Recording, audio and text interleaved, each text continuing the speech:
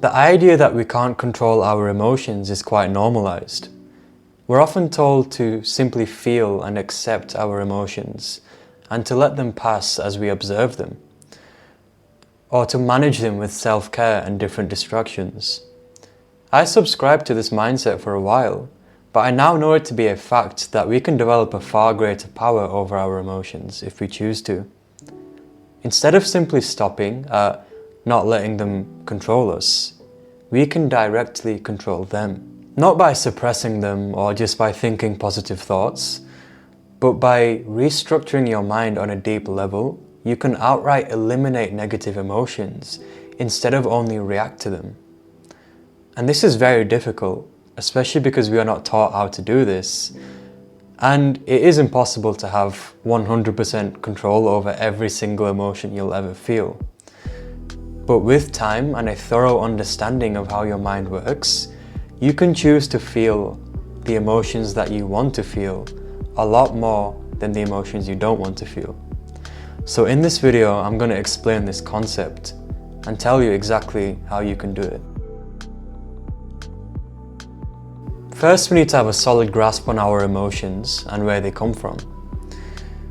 We certainly need our emotions to drive us towards our goals, and forming relationships would be impossible without them. But many of our emotions nowadays cause us to needlessly suffer. And this can be explained by the fact that our emotions were designed millions of years ago to help our ancestors pass down their genes and reproduce by surviving successfully. But the issue is that the world that they lived in was far more dangerous than the one that we live in now. Therefore, we can't say anymore that our emotions are best for us in this day and age. They are no longer these all-important guides directing us towards our best life. If you don't believe me, then imagine sitting on your couch, binging through ice cream and pizza, wallowing in self-pity. Do you really think that that's directing you towards a better life? No. Emotions often cause us to act in ways that we later regret and away from our real goals. And this is why it's such an important skill to be able to control them. In terms of how we actually form emotions in our minds, it's a simple relationship between our desires and our interpretations. Emotions arise from our reactions to our interpretations of events. When our interpretations align with our desires, we'll feel good and positive. But when the opposite happens, we'll feel negative. For instance, when your desire to feel safe is not met as you hear a sound in the middle of the night in your house, and you interpret this sound as an intruder or a ghost, then you're going to feel unsafe, anxious and afraid. Or when your desire to feel loved is met by your partner complimenting you, and you interpret their compliment as an expression of their love, then you're going to feel positive. So knowing how emotions are formed, we can control them by either changing our interpretations or manipulating our desires. And since I think it's easier to change our interpretations, that's what this video is going to be focused on. What separates someone who falls into despair after a setback in their life from someone who does not waste any time suffering is their beliefs.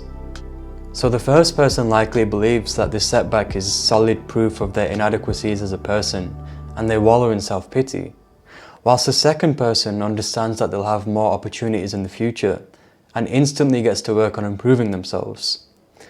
Of course, this is the part where I say, just change your beliefs, guys, and I end the video, but realistically, I know it's a lot more complicated than that. This takes a deep look inside of your mind to identify patterns in the thoughts that you have preceding negative and unwanted emotions.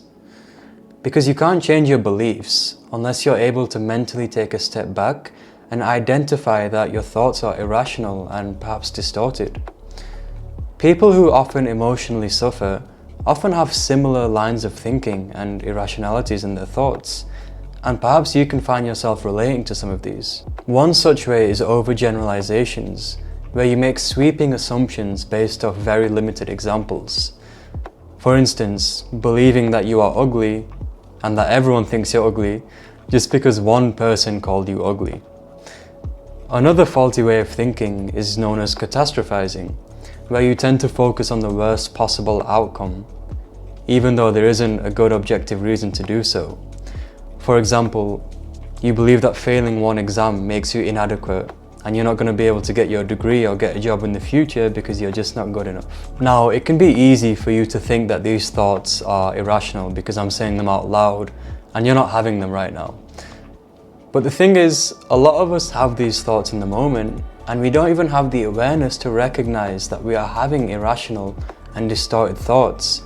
And before we know it, we're going down a spiral and our emotions are running wild. You see, paradoxically, we actually choose irrational thoughts because it feels good to indulge in the resulting negative emotions.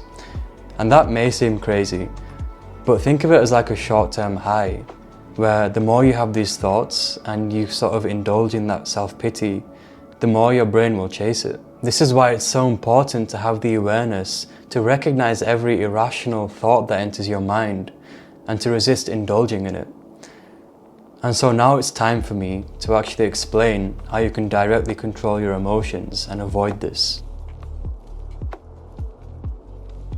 So now that you know it's your irrational interpretations and subsequent beliefs of events that cause you to have negative and unwanted emotions, how exactly can you reprogram your beliefs to change this and to stop indulging in your own pain? Well, it takes a lot of reflection and a lot of practice.